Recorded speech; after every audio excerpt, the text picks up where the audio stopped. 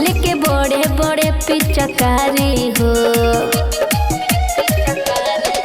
काहे करेला तू बड़ियारी हो, लेके बड़े बड़े पिचकारी हो।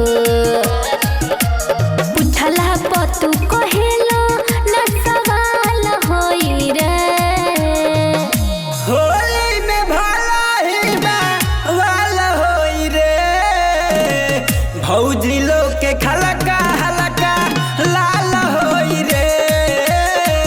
भौजी लोग के खलका हलका लाल होई रे।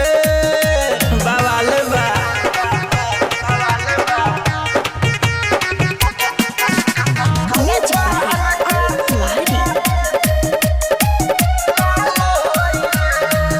काहे ये देवरू करेला परेशानी।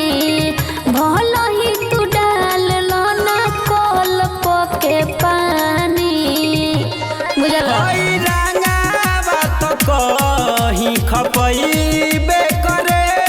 हमार बाटे टारगेट हम लगईबे करे। जनी है जे तोहर भैया बुरा हाल होई रे। होली में भला ही वाला होई रे। भौजी लोग के खलका हलका लाल होई रे। भौजी लोग के खलका हलका लाल होई रे। अले के सोईता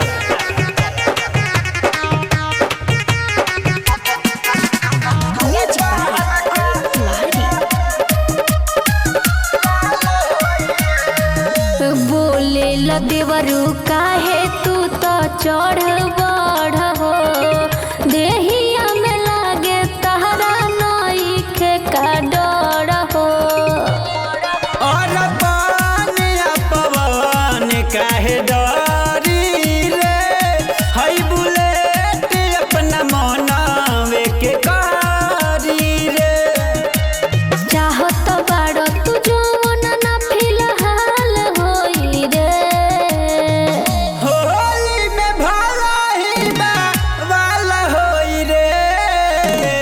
भौजी लोग के खलका हलका लाल होई रे।